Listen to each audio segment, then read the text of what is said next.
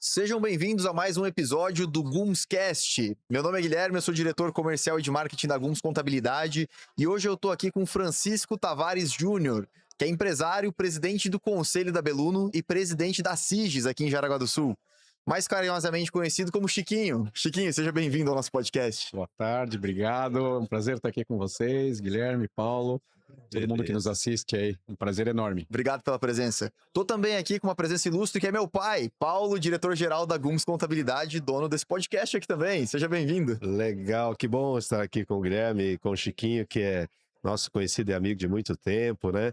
E que contribui tanto com a comunidade, né? Seja com o seu próprio negócio, tornando ele próspero, né? Gerando riqueza, gerando emprego e também doando o seu tempo, né? Para que a cidade fique melhor, né? Como presidente da SIGES, já participando de diretorias anteriores e agora como presidente. E a gente sabe o quão importante é participar e contribuir, né, com a comunidade para que a comunidade empresarial fique cada vez mais forte, né, que consiga gerar mais riqueza, gerar mais empregos. E a gente vê esse evento nosso aqui como ele é representativo nesse sentido, né? Empresas prósperas, mais de 50 anos, mais de 40 anos, algumas contabilidade com 48 anos, a sua empresa Beluno 35. 35 anos. Então, dos 100 anos de Jaraguá para agora 150 anos, olha quantas empresas surgiram nesse caminho, né? E que estão sendo prósperas e construindo uma Jaraguá muito melhor. Muito bom conversar com você e estar junto aqui com o Guilherme também. Pô, que legal. Chiquinho, eu queria entender um pouco melhor. Hoje você é presidente do conselho da Beluno, né? Já foi CEO também, Sim. né? Se afastou, foi pro conselho, deixou o cargo para outro continuar o caminho. Como é que foi essa trajetória tua na Beluno? Como é que tu fez a empresa crescer? Se quiser falar um pouquinho também do que vocês fazem lá. Legal. Então, novamente, obrigado. Eu tô com 45 anos, eu comecei a trabalhar com 14. Na época, a gente ainda era uma factoring, e aí eu digitava cheque. Então, Começou cedo, estudava né? de manhã e à tarde ia para o escritório ajudar a família, né, meus pais. Legal. E aí trilhei uma história lá, né? Fiquei 8 anos passando por várias áreas da empresa ali. Eu iniciei, na verdade, aos 16, daí quando a gente podia, né, oficialmente trabalhar com carteira assinada, né? Então, eu passei 8 anos, então, até 2004, de 96 até 2004, conhecendo os processos, né? Somos uma empresa de crédito, basicamente, né? Então, aprendendo a dar crédito, aprendendo como é que se analisa balanço, DRE, que é a base, né, do crédito, parte das demonstrações financeiras, né? E estudei administração, fiz dois MBAs, um em gestão empresarial e outro em finanças, auditoria e controladoria, que são bem a ver com o nosso negócio, né? Lá na Unisociesc, em Joinville, pela Fundação Getúlio Vargas.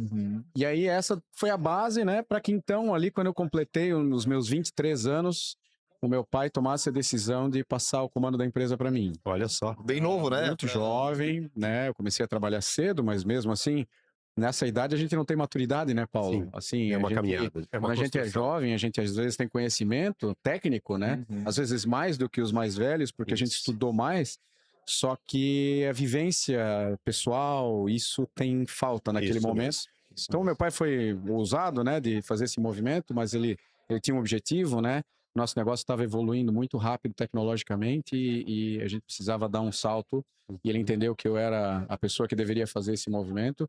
E ele também tinha, né, a vontade que fosse alguém da família que tocasse o negócio. Então, eu acabei assumindo em 2004 e comecei a fazer vários movimentos. O primeiro foi montar um fundo de investimento em direitos creditórios, né, um dos primeiros do estado, aqui do sul do Brasil, em 2009, né? Então, nós viramos um FDIC. E aí, em 2016, a gente montou uma empresa de meios de pagamento, né? Nós começamos como subadquirente para fazer captura de cartão de crédito, primeiramente em maquininha, para poder atender também o comércio, né?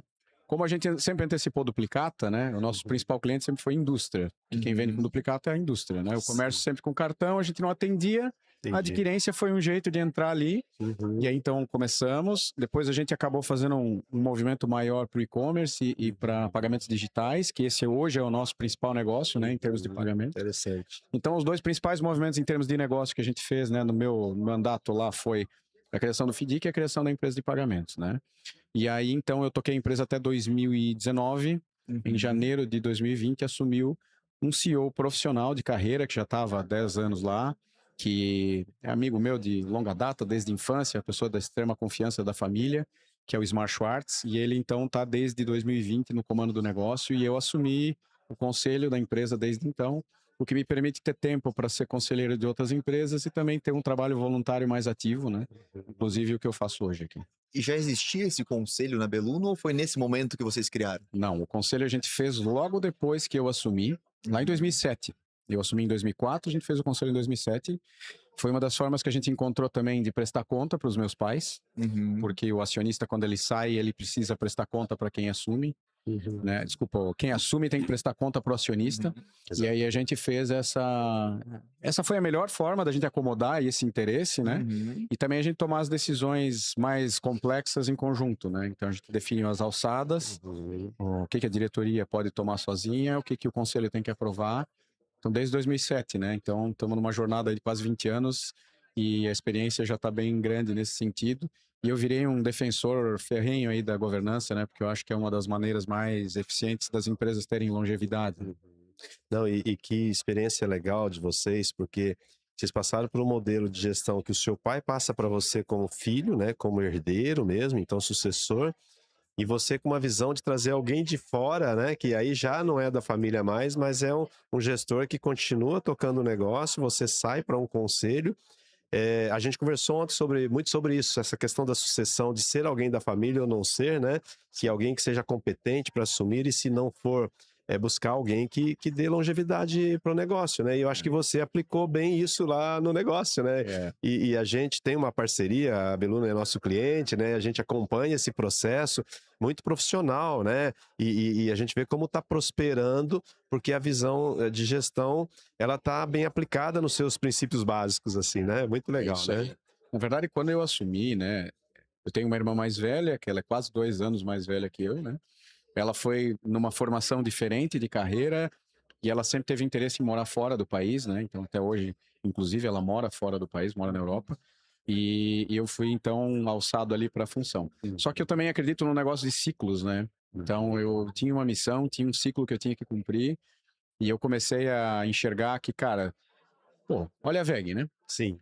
A VEG tinha ali ciclos, vai, de 15, 16, ou talvez o seu Egon no primeiro mandato lá ficou um pouquinho mais, né? Mas o Décio, o Harry, todos eles ficaram esses períodos muito próximos a 16 anos ali, né? Então eu comecei a pensar sobre isso, né? Eu pensei, pô, os caras estão dando um bom exemplo aí, de que mesmo que o executivo é um cara bom, ele tem energia, ele tem boas ideias, mas ele tem um ciclo e ele dá o melhor dele naquele período, e a empresa tem muito mais a ganhar se vem outra pessoa nesse momento, né? Que ela tá com vontade, garra, competência e ela quer, né, fazer o máximo dela. Então, esse foi o movimento que a gente desenhou e, assim, temos realmente, assim, a convicção de que foi a melhor coisa que nós fizemos, né, naquele momento de delegar para o Ismar, porque a empresa dali em diante, ela decolou muito mais do que ela estava no meu comando e essa era a certeza que eu tinha, né, que esse movimento ia abrir espaço para a empresa ter mais crescimento, mais prosperidade, né, que foi o termo que tu está usando aqui, né, Paulo? É Isso. exatamente o que a gente viu na prática aí. Que legal. E Chiquinho, nessa caminhada aí de quase 20 anos, né, já tendo uma governança muito bem estabelecida na empresa, né? É difícil a gente ver empresas que realmente têm um conselho estruturado, né, por tanto tempo. Geralmente a gente vê isso como uma visão para empresas maiores, né? Sim, Empresas muito grandes, sim. né? Pô, fala numa Tabu. VEG da vida, uma Duas Rodas, Isso aí. vai ter um conselho, né? E não é bem a realidade, né? Dá para aplicar em outros casos também. Como que tu vê esse papel da governança em empresas de médio e pequeno porte? Assim, eu vou usar um caso bem prático, né? Eu fui convidado por um amigo meu, que foi meu colega de diretoria na CDL, que foi o Gabriel Seifert, né? Para ajudar eles a estruturar um conselho lá para eles, né? Uma empresa do comércio, né? Uma empresa de porte pequeno, médio aí, né? Se a gente olhar em termos de critérios aí né, das estatísticas, né? Mas é uma empresa que, sei lá, tem 4 filiais, 5 filiais agora, eu tô desatualizado porque eu saí faz um tempo. Mas ali, enfim, é uma empresa familiar, né? Um negócio, um comércio, uma empresa tradicional, digamos assim, né? Como qualquer outra. E eles tiveram essa vontade, esse desejo de fazer um conselho, montar a governança, criar regras. Então, cara, não tem diferença nenhuma de uma empresa gigantesca para uma empresa pequena. O que importa são os princípios, né? Quando a gente montou o primeiro conselho lá em 2007, o que a gente fez, né? O que eu fiz na época? Eu baixei o Manual de Boas Práticas do IBGC, que é o Instituto Brasileiro de Governança Corporativa, e eu comecei a fazer um checklist ali do que a gente fazia e o que a gente não fazia. Então, não custou nada. Custou meu tempo de parar, sentar e tá, beleza. Agora nós precisamos fazer um acordo de sócios. Chama o advogado, chama o contador. Beleza, vamos fazer, né? Ah, tem algum controle que a gente não fazia? Vamos começar a fazer. E é uma jornada, nunca acaba, né? Mas independente do tamanho, né? Esse é o ponto que a gente está trabalhando aqui. Independente de tamanho, sempre é possível fazer governança do jeito certo, no momento certo. Né? O ponto que eu acho que é fundamental, né? Tenho certeza que é fundamental, é o empresário perceber isso, né? É a importância disso, né? Porque normalmente o empresário ele centraliza nele, né? E não delega muitas vezes e acha que ele é o único que resolve tudo e sem ele a empresa para, né? E nesse processo todo, até a saúde física, mental do empresário, que vai se esgotando nesse tempo, né? Onde ele tem que fazer tudo no negócio e ele não tem essa consciência e quebrar esse paradigma, né? Que outras pessoas podem ver e o negócio pode ser muito mais próspero e crescer muito mais, né? Então, acho que a gente que tem contabilidade, a gente faz um trabalho forte em vários aspectos e um deles é esse, de trazer consciência para o empresário, para que ele continue gerando riqueza para toda a cadeia, né? Se ele entender o papel dele, que momento que ele precisa, então, é tomar uma decisão. E nesse processo, assim, de forma mais objetiva, quando você olha os empresários em geral, você está presidente da CIS, você conhece muito, já participou de CDL e tal, vive esse mundo empresarial, que ponto que você diria assim, olha, Paulo, o empresário, quando ele estiver nesse ponto aqui, ele já tem que buscar alguém para... Você falou em tempo de 15, 16 anos, mas independente disso, tem algum outro fator da rotina do empresário que ele pode dizer, não, agora eu preciso buscar alguém que me ajude, ou um conselho, ou seja, um colega empresário, para trocar ideias, enfim. A minha opinião é assim, que a gente deveria trabalhar esse tema o tempo inteiro, o tempo todo, né? Então, a gente criou vários processos lá de formação de lideranças, para que sempre tenha alguém em condições de concorrer à vaga ou de ocupar a vaga caso ela esteja disponível, né? Entendi. Então, acho que essa é a mentalidade que todo empresário deveria ter, independente da hora que ele acha que tem que sair ou que ele possa sair, porque tem pessoas que também às vezes querem, mas não conseguem, tem dificuldade em preparar pessoas, né? Então, tem tudo que é tipo de situação aqui, né? Mas eu acho que o mindset ideal é esse, de formação de lideranças internas, para que a gente tenha quem puxar no caso de uma oportunidade, né? E a segunda, eu acredito muito naquele negócio do esporte, assim, sabe? O melhor momento do jogador parar de jogar é quando ele tá no pico da carreira, não quando ele tá decaindo, né? Porque ele entrega o bastão para a próxima pessoa num nível alto, em ascensão, numa fase boa. Legal. Então, acho que o ponto seria esse, assim, né? Quando... Isso é muito subjetivo, a pessoa, né, tem essa sensibilidade, né? De, cara, pô, eu fiz muita coisa legal, o negócio tá indo super bem, agora é a hora de eu... Né, eu acho que, às vezes, quando a pessoa começa a ter esse sentimento, é o momento dela começar a pensar numa transição, até porque a minha transição, por exemplo, né, do meu pai, a minha foi mais rápido, porque não teve metodologia, foi muito intuitivo. E você já estava lá dentro, né? Eu já estava lá e a gente é Conhecia família, então é tudo. diferente, né? Mas com o SMAR, né, nós levamos 5 anos, né? Desde o início do processo, com a avaliação do time interno para ver quem tinha condições de concorrer a essa vaga, até a passagem de bastão de fato foram 5 anos. Então, É uma caminhada. quando o cara se liga que está na hora de sair, ele ainda tem esse processo todo para fazer, né? Muito bem. E aí vem a questão do planejamento, né? Que é fundamental, né? Quer dizer, não espera acontecer alguma coisa. Às vezes o dono pode passar por qualquer problema, desde uma saúde, desde um outro problema mais sério. Ah, faleceu, né? Quem tá... morre quem tá vivo, né? Pode acontecer, né? E aí não tem ninguém, né? O negócio deixa de existir, né? A família se perde ali, não consegue conduzir, aí é mais um negócio que deixa de existir, né? Exatamente. É muito triste. Exatamente. Legal. E Chiquinho, nesse momento, beleza, você saiu da empresa como CEO, né? Foi para o conselho, acabou sobrando mais tempo, imagino, né? Do que Sim. como CEO. Com certeza. E tu se envolveu em mais iniciativas, daí olhando para a sociedade, hoje é presidente da CIGES, né? Sim. Comenta um pouco sobre isso também, como é que é estar presidente da CIGES, o que vocês estão fazendo? A CIGES se envolve praticamente em tudo aqui na cidade, em Jaraguá do Sul, né? Isso mesmo. Imagino que tenha bastante trabalho. Eu vou contar um pouquinho mais atrás Claro. do voluntariado e do associativismo, que eu acho que são as duas coisas que movem Jaraguá, né? Uhum. Então, antes de eu sair, né? Antes quando eu iniciei esse movimento de pensar, né, em quem seria meu sucessor, como é que a gente ia fazer o processo, eu iniciei na diretoria da PEV. Então, eu lembro assim, eu não dava importância para as entidades, não via valor. E aí a Beatriz Zimmermann, que era a executiva da CIGES, me convidou para ir assistir as plenárias nas segundas-feiras e eu fui. Eu falei, eu vou lá, né? Já que eu não sei o que eles fazem direito, eu vou lá. E aí eu cheguei lá na primeira plenária que eu fui assistir, eu sentei na plateia, sentou o Leandro Schmecker Gonçalves do meu lado. Ele falou, o que que tu tá fazendo aqui? Não, eu vim aí conhecer como é que é e tal. Daí ele, quer participar de uma diretoria minha? Tô montando a diretoria da Olha PEV. só. Daí eu, cara, que cargo que tu precisa? Daí eu falei, daí ele falou, né, financeiro. Daí eu, pô, financeiro é comigo, cara, vambora, Uhum. né? Aí topei.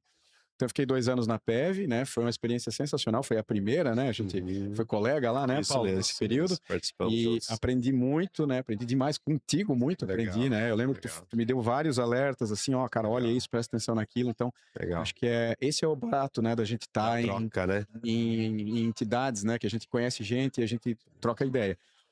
Aí lá fiquei 2 anos, aí eu fiquei mais 3 anos na diretoria da PAI, logo em seguida, né? Diretor financeiro da PAI. E aí, logo em seguida, também veio o convite para integrar a diretoria do Gabriel Seifert na CDL. Então, eu fiquei 2 anos como financeiro, diretor financeiro. Aí, depois, em seguida, assumiu a Thalita Beber, me convidou para ser financeiro dela. Permaneci, então foram 4 anos, daí, 2 mais 2. Aí eu falei, bom, agora deu. Só que aí a Vergimari Simões Pires, ela falou, cara, eu vou assumir, eu preciso que tu fique, cara. Eu preciso, Olha porque só. a gente é muito amigo, né? E ela se sentiria melhor comigo lá. E aí eu topei, fiquei mais 2, então foram 6 anos, 6 né, de anos de CDL. CDL. Aí na diretoria de inovação, né? Uhum. E, e aí depois, cara, putz, agora chega. Aí o Luiz Legue, que é muito amigo meu, tivemos uma conversa bem legal, assim, falamos sobre a Sigis, e aí eu decidi, então, entrar na Sigis, a convite deles, né, da Carol, da Proma, né, a Carol Benaus, que foi a pessoa que me convidou, e o Luiz, que foi o meu mentor nesse processo aí. E aí fiquei 2 anos como vice-presidente de articulação institucional, que é o cargo que fica lidando mais com os entes políticos, né, desde o governo estadual, prefeitura, secretários municipais estaduais, Uhum. deputados, enfim, vereadores. E aí gostei muito, tal, foi uma experiência maravilhosa. E aí me convidaram para participar como presidente, né? Eu não queria, estava meio relutante porque eu sabia, né, do ônus do cargo, né? O título é muito bonito, né? O título é maravilhoso, mas ninguém sabe o tamanho né, Sim. da disponibilidade, da energia. Mas enfim, foi o momento. O Luiz também me aconselhou a participar. Eu topei e estou aí. É uma entidade com 1.700 associados, 88 anos, né? Uma história maravilhosa. É uma das principais associações empresariais de Santa Catarina do Brasil também. É muito bem reconhecida. A nossa comunidade também tem um reconhecimento muito grande. Eu sinto isso na pele, assim, né? Um dos projetos que eu compartilhei contigo, né, Paulo, na visita que eu fiz para alguns lá foi esse, né? Que eu tenho o objetivo de visitar os associados. Sim. Que o cliente da associação é o associado, então eu estou fazendo um roteiro de visitas, né? Eu já fiz umas 55 esse ano já. Muito bom. Então, é isso. Eu estou tendo esse reconhecimento das pessoas com relação à entidade. Todo mundo tem uma Legal. imagem muito boa. E a gente tem projetos maravilhosos, né? Desde o planejamento de 200 anos de Jaraguá, que a gente está trabalhando agora, Sim. né? Estamos completando 150, estamos fazendo, né, o plano para os 200. Que legal. Estamos aqui também nessa questão da Expo 150, que foi talvez uma das maiores entregas da nossa gestão. Eu ia puxar esse assunto agora. Estamos no né? meio dela aqui, né? Esse podcast está acontecendo na Expo 150 anos, né? Que é uma feira em comemoração aos 150 anos de Jaraguá do Sul. E, pô, a gente tem um domo montado, estilo a Sphere de Las Vegas, lá com Muito palestras dentro. Legal. A gente tem expositores, a gente tem grandes empresas patrocinando o evento. Tem stand aqui que é maior que muito apartamento que eu já vi. É isso aí. Então, pô, é uma baita feira. Eu vi que a projeção era passar umas 50 mil pessoas aqui nos 5 Exato. dias de feira, né? Exatamente, esse é o projeto. Como é que foi a organização disso tudo, Chiquinho? Eu sei que a CDL estava muito envolvida, né? Eu tô na diretoria da CDL. Muito. A Sigis também estava muito envolvida, né? envolvida. Todas as entidades. Imagino que deu muito trabalho, né? Em 1976, Jaraguá fez 100 anos, e aí a prefeitura, na época, fez uma feira que chamava Expo 100, em homenagem ao centenário, e que era para fazer uma transição de agrícola para industrial. Na época, a cidade era muito forte na agricultura e a indústria estava iniciando, estava nos primeiros 10, 15 anos, então realmente foi um ponto de virada. E aí a prefeitura agora, né, para dar para valorizar a memória, né, nos provocou a fazer uma nova feira para realmente marcar esses 50 anos de lá para cá, né? Uhum. Então a gente montou uma comissão, né? O Luiz Leig, ele é presidente da comissão dos 150 anos de Jaraguá, então que são vários eventos durante o ano, né? Um deles a Expo, então ele é o coordenador também da Expo. E aí nós montamos um timaço, né, junto com ele para desenvolver a feira, onde estou eu como presidente da Sigis, o Gabriel como presidente da CDL, o Carlos Henke, presidente do Convention Bureau, para a gente respeitar o turismo, né, incluir o turismo nessa pauta. A gente trouxe também o Marcos Pereira, que é o presidente da PEV, né, para a gente trazer a micro e pequena empresa também. E a gente trouxe a SCAR, né? Então, o Luiz, ele tem esse duplo chapéu ainda como presidente da SCAR, né? Também participando, né, junto conosco. E aí, claro, os times, né? A Edna pela Singis, a Baju, a Tainá, a Idilma, enfim, tem várias pessoas ali das equipes. E estamos há meses aí já trabalhando, desenhando esse evento, pensando em como a gente poderia acolher tudo que Jaraguá tem de melhor, né? Então fizemos 7 eventos em um, né? Nós temos um espaço da segurança pública, onde estão todas as forças de segurança da cidade para mostrar por que Jaraguá é a cidade mais segura do Brasil, que não é por acaso, tem um trabalho ali em conjunto, né? Muito forte. Recebemos aqui, inclusive, o comandante Cusi ontem. Exato. Contou um pouquinho disso também. Isso aí, é um trabalho diferenciado, né? Não é à toa que a cidade é assim, não é de graça, né? Aí depois temos um espaço da memória que o Correio do Povo fez, para a gente lembrar como a gente chegou até aqui, maravilhoso, com todas as capas de jornal desses, Muito lindo desses mesmo. mais de 100 anos que eles têm, né? Maravilhoso. Temos a Arca do Centenário lá, que foi aberta, né? Tá ali exposta, né? Muito legal. Aí depois a gente tem aqui a Feira de Negócios, onde nós estamos, né? Que foi curada e administrada aqui pelo Sebrae e pela PEV, né? Então tá maravilhosa, tá linda, né? A Beluna tá aqui do lado de vocês, Sim, né? sim. Tem uns stand junto aqui. Aqui ao lado a gente tem o espaço de patrocinadores, que são as grandes empresas que viabilizaram o evento aqui, né? E elas foram provocadas a não fazer um stand para vender produto, mas sim fazer um stand para mostrar o impacto que elas geram e experiências ligadas a isso, né? Então, a criatividade comeu solta aqui, Ficou muito né? legal. Ficou maravilhoso, né? Investiram realmente assim muito. Todo mundo se doou de coração para a cidade. Eu acho que isso é uma das características de Jaraguá, né? As pessoas não estão aqui por obrigação, elas estão aqui por amor. Isso E aí fora a parte gastronômica, né? Que foi muito bem organizada pela CDL. A parte do turismo, esporte e lazer também foi organizada pela Convention e pela CCL, né? E pela SCAR. A gente tem um palco cultural, que a SCAR também fez toda a curadoria. Então, enfim. E a grande estrela do evento é o Domo, né? Onde a Sigis foi a organizadora, que nós temos ali mais de 100 eventos, né? 100 pessoas participando, entre painelistas e palestrantes. Né? São 32 entre painéis e palestras, praticamente de hora em hora, durante todos os dias aqui do evento, né? E dos temas mais abrangentes possíveis, tentando acolher tudo que Jaraguá tem de bom, desde a cultura, esporte, lazer, segurança pública, educação, empreendedorismo, voluntariado e por aí vai, né? Ô, Júnior, é muito legal a gente ver tudo isso, né? Eu não sou natural de Jaraguá, né? Já estou aqui há mais de 35 anos, né? O Guilherme, que é meu filho, já é.